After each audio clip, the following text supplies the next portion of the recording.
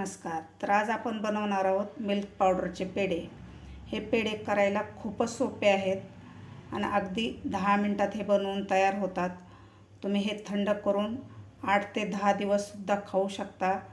चला तर मग रेसिपीला सुरुवात करूया.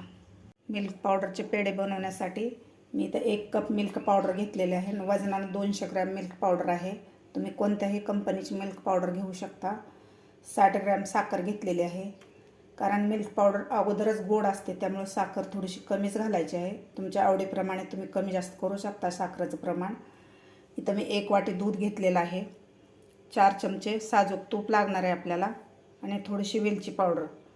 त्या अगोदर माझा हा व्हिडिओ शेवटपर्यंत पहा आणि व्हिडिओ आवडला तर एक लाईक नक्की करा. तर आता आपण सुरुवात करूया. इथे एक पॅन ठेवलेला आहे.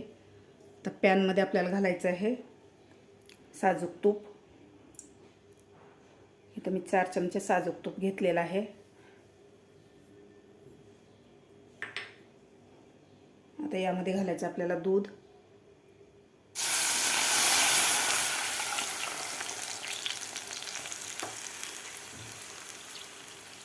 दूध घातल्यानंतर लगेच आपल्याला साखर घालायची आहे यामध्ये.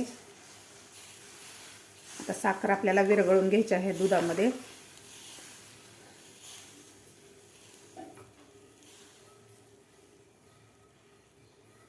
व्यवस्थित विरघळून घ्यायची आहे. साखर आपल्या दुधामध्ये व्यवस्थित विरघळलेली आहे आणि दुधाला आपल्या उकळी आलेली आहे. तर यामध्ये आता मिल्क पावडर घालून घ्यायची आहे. थोडी थोडी घालून याला पॅच्युलानं असं व्यवस्थित हलवून घ्यायचं आहे. आता व्यवस्थित आपल्याला हे मिक्स करायचे आहे दुधामध्ये मिल्क पावडर.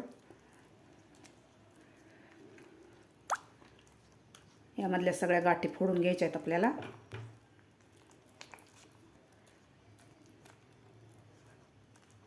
एकसारख्याला हलवून याच्यामधल्या गाठी फोडून घ्यायच्या आहेत आपल्याला.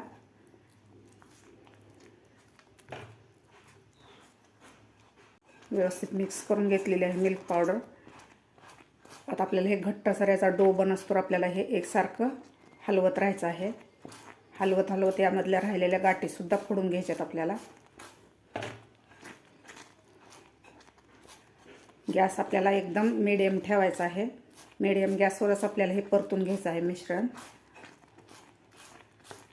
खूप छान लागतात मिल्क पावडरचे पेढे आणि करायलासुद्धा अगदी सोपे आहेत.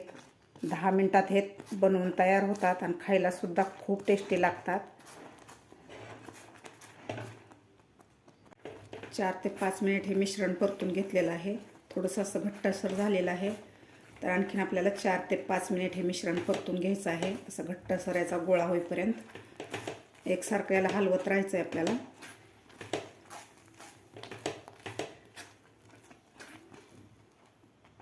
आपलं मिश्रण मस्त असं दाटसर झालेलं आहे, तुम्ही बघू शकता. 8 ते 9 मिनिट हे मिश्रण मी परतून घेतलेलं आहे. असं दाटसर झालेलं आहे. आता आपण गॅस बंद करून ह्याला खाली थोडंसं थंड करून घेऊया. म्हणजे आणखीन हे दाटसर होतं, मिश्रण घट्ट होतं थंड झाल्यावर. आता आपण खाली काढून घेऊया.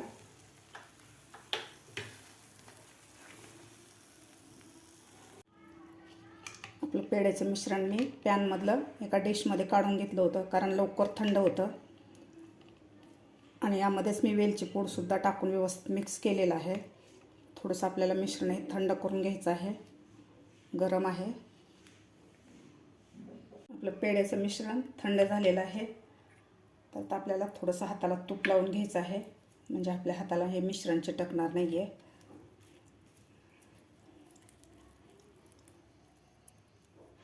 अशा प्रकारे थोडंसं आपल्याला असं अंगठ्यानं प्रेस करायचं आहे. तुम्ही बघू शकता असा मस्त आपला पेढा तयार झालेला आहे.